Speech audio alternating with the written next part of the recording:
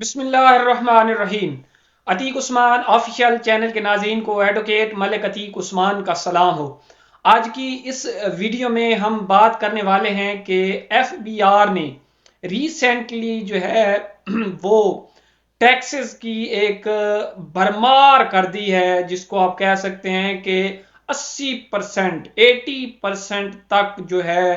वो टैक्सेस बढ़ा दिए गए हैं प्रॉपर्टी पर। तो अभी हम इस वीडियो में इसको एक्सप्लेन करेंगे कि ये टैक्सेस किस तरह जो है वो 80% बनते हैं, या किस तरह जो है किस पॉलिसी की बेस पे या किस बुनियाद पर जो है एफबीआर ये टैक्स बढ़ाकर हमसे लेने वाला है। तो यहां मैं आपको ये बताता चलूं कि जो पहले प्रॉपर्टी थी, एक प्रॉपर्टी, यानी ये बढ़ा अब किस तरह है, इसका आसान सा आपको यहां मैं समझा देता हूं कि ये प्रॉपर्टी की वैल्यू जो है उसको पहले, चूंकि जब भी कोई प्रॉपर्टी सेल या परचेज की जाती है तो वो दो किस्म के रेट, बल्कि तीन किस्म के होते हैं। एक होता है डीसी रेट, एक होता है किसी चीज का एफबीआर का रेट। यानी डीसी रेट वो होते हैं जो ऑलरेडी गजटेड हैं, जो डीसी रेट जो है वो एक डिस्ट्रिक्ट के या एक इलाके के जो है वो बताए गए होते हैं, नोटिफाइड होते हैं कि जनाब इसमें जो है ये फलां प्रॉपर्टी फलां जगह फलां मौजा फलां महल की जो है महल की वो जो है प्रॉपर्टी इतने लाख पर मरला है, ठीक है, या इतने लाख पर स्क्वायर फीट है। तो ये जो है ये एक डीसी रेट होता है। इसी तरह एफबीआर के भी अपने जो है वो इन्होंने भी एक गजटेड जो है नोटिफिकेशन वो किए हुए हैं, जिन पे ये अक्सर इलाकों में जो है वो डीसी रेट है, वहां पे एफबीआर नहीं है। कहीं पे एफबीआर के रेट्स मौजूद हैं, वहां पे डीसी रेट नहीं है। तो इन दोनों में से कोई भी रेट, जब भी कोई टैक्स, जब भी कोई प्रॉपर्टी सेल या परचेज होती है, तो इन दोनों डीसी रेट या एफबीआर रेट की बुनियाद पर ही टैक्स जो है वो वसूल किया जाता है। तो ये टैक्स जैसा कि आपको पहले पता है कि 236 के जो है वो जो है वो लिया जाता है बायर से, वो बायर पे करता है। जो 236 सी है वो सेलर पे करता है, ठीक है। तो अब ये जो फाइलर है ये जो 3% के हिसाब से अगर दे रहे हैं,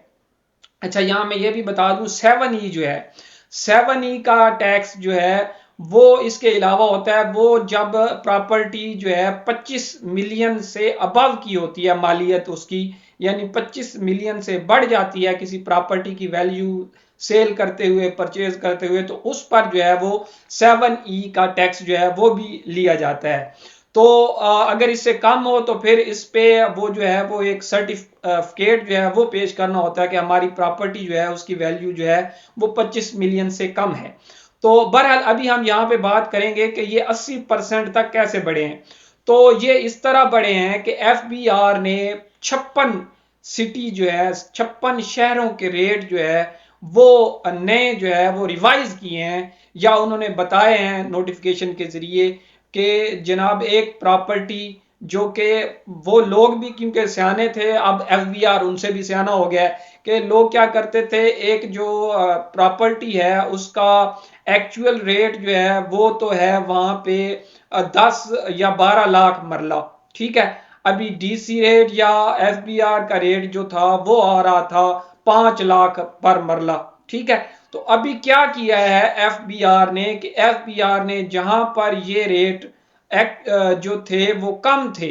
डीसी रेट कम थे, जहां पे जहां प्रॉपर्टी महंगी थी एक्चुअल रेट और था, और एफबीआर का जो है वो टैक्स देते हुए लोग क्या करते थे वो जो है डीसी रेट वहां पे शो कर देते थे। तो वहां पे एफबीआर ने अपने रेट्स जो हैं उनको रिवाइज किया है, रिवाइज करके इतना बढ़ा दिया है कि वो तकरीबन 80% तक बन जाता है मैक्सिमम करके। वो एक थोड़ी सी मिसाल भी आपको समझा देता हूं कि फर्ज करें एक प्रॉपर्टी, जहां पे एक प्रॉपर्टी फर्ज करें एक लाख थी, ठीक है, 1 लाख की प्रॉपर्टी थी, उस पे आप 3% के हिसाब से दे रहे थे तो वो बन रहा था 3,000 आपका, ठीक है। तो एक्चुअल में वो प्रॉपर्टी थी 1,80,000 की। अब एफबीआर ने जब वो रिवाइज किया इसका रेट, तो वो करके इन्होंने एक्चुअल के बराबर अब कर दिया है, यानी 1,80,000 पर मरला के हिसाब से। तो अभी वही रेट, तो वही 3% ही ले रहे हैं, लेकिन चूंकि प्रॉपर्टी का रेट जो है वो उन्होंने एफबीआर ने अपनी नोटिफिकेशन में रिवाइज कर दिया है, बढ़ा दिया है, तो ये 3% अब 1,80,000 पे बनेगा 5400 रुपया। ठीक है, ये 5400 जो बनता है ये उस 3,000 के हिसाब से ये तकरीबन 80% के इजाफे के हिसाब से बन रहा है। ठीक है, तो ये जनाब इन्होंने थोड़ी सी यहाँ पे अपनी कारीगरी दिखाई है, एफबीआर ने चालाकी दिखाई है और एक बहुत बड़ा धमाका किया है। जिन लोगों ने जनाबे वाला ये 1 नवंबर से, ये भी मैं आपको बता दूं कि ये जो नए रेट्स हैं ये लागू हो रहे हैं 1 नवंबर से, यानी कल से लागू हो चुके हैं। आज अगर वीडियो अपलोड होती है तो ये कल से लागू हो चुके हैं। जिन लोगों की प्रॉपर्टी जो है वो एक्चुअल वो अपने ये 56 शहरों के नाम आए हैं फिलहाल, हो सकता है आइंदा, हाँ ये भी यहाँ पे बता दूं मैं आपको कि ये रेट कोई आज से नहीं रिवाइज हो रहा है, ये पिछले 4 सालों से 2021 से ये एफबीआर जो है इसी काम पे लगा हुआ है, लेकिन ये पिछले 4 सालों में 80% जो है वो रेट नहीं बढ़ाए गए, लेकिन ये 1 साल में ही आके 80% तक का रेशो जो है वो बनता है, वो टैक्स बढ़ा दिया गया है प्रॉपर्टी पर। पहले ही प्रॉपर्टी की बेड़ी गर्क हुई पड़ी है, ये जो है कारोबार वो ठप हुआ पड़ा है।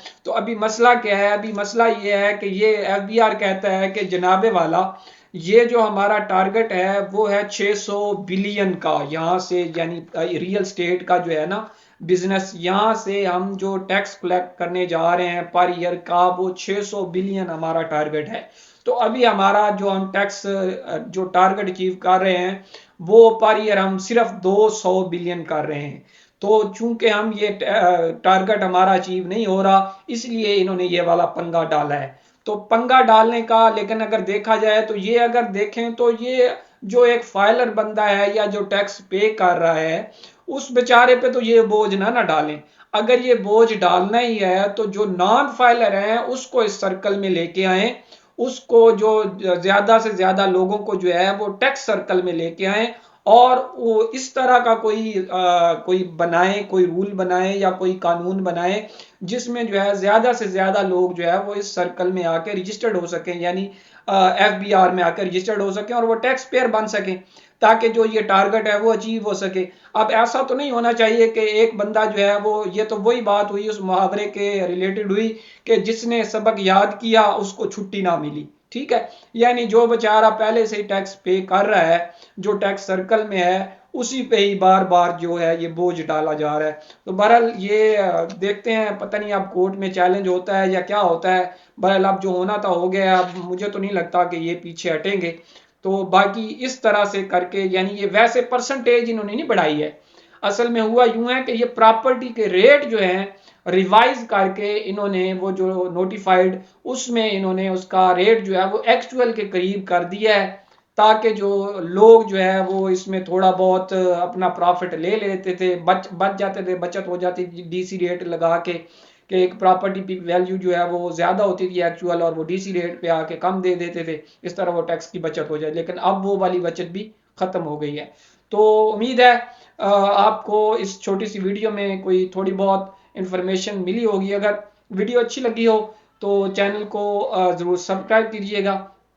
ताकि मेरी हर आने वाली नई लॉ रिलेटेड और इन्फॉर्मेटिव वीडियो आप तक बासानी पहुंच सके। मिलते हैं इसी तरह की नई लॉ रिलेटेड और इन्फॉर्मेटिव वीडियो के साथ, उस वक्त तक अल्लाह हाफिज।